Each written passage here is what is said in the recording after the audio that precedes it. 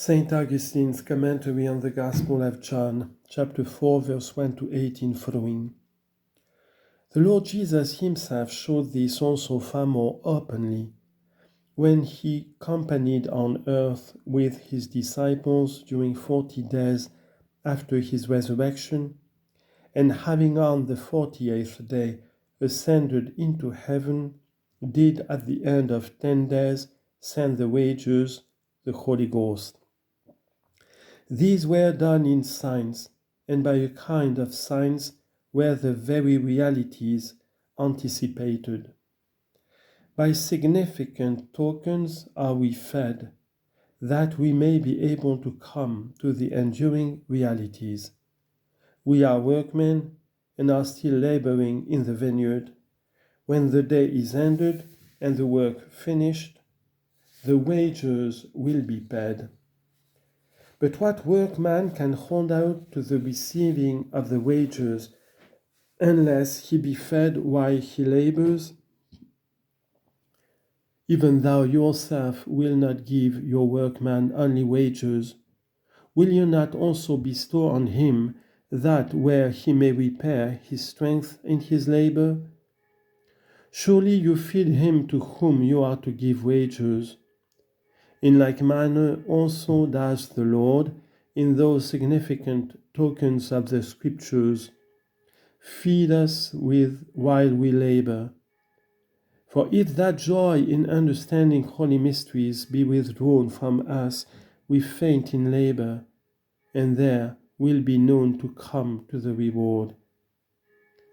How then is work perfected in the number 40? The reason, it may be, is because the law was given in 10 precepts, and was to be preached throughout the whole world, which whole world, we are to mark, is made up of 4 quarters, east and west, south and north, whence the number 10 multiplied by 4 comes to 40. For it may be because the law is fulfilled by the gospel, which has 4 books, for in the gospel it is said, I came not to destroy the law, but to fulfill it. Whether then it be for this reason, or for that, or for some other more probable, which is hid from us, but not from more learned men, certain it is, however, that in the number 40 a certain perfection in good works is signified, which good works are most of all practiced by a kind of abstinence from unlawful lusts of the world, that is, by fasting in the general sense. Here also the Apostle, when he says, love is the fulfilling of the law, Romans chapter 10, verse 10, whence the love? By the grace of God, by the Holy Spirit. For we could not have it from ourselves, as if making it for ourselves. It is a gift of God, and a great gift it is.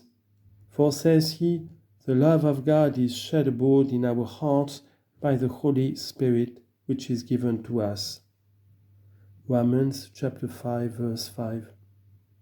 Wherefore, love completes the law, and most truly it is said, love is the perfecting of the law. Let us inquire as to this love, in what manner the Lord does commend it to our consideration. Remember what I laid down. I want to explain the number 38 of the years of that impotent man, why that number 38 is one of weakness rather than of health. Now, as I was saying, love fulfills the law. The number 40 belongs to the perfecting of the law in all works. But in love, 2 precepts are committed to our keeping. Keep before your eyes. I beseech you, and fix in your memory what I say. Be you not despisers of the word, that your soul may not become a trodden path where the seed cast can't sprout, and the fowls of the air will come and gather it up. Apprehend it and lay it up in your hearts. The precepts of love given to us by the Lord are two. You shall love the Lord your God with all your heart and with all your soul and with all your mind. And you shall love your neighbor as yourself. On these two commandments hang all the law and the prophets. Matthew chapter 22, verse 37 to 40. With good reason did the widow cast 2 mites, all her substance, into the offering of God. With good reason did the host take 2 pieces of money for the poor man that was wounded by the robbers, for his making whole. With good reason did Jesus spend 2 days with the Samaritans to establish them in love. Thus, while a certain good thing is generally signified by this number 2, most especially is love in its twofold character set forth to us thereby.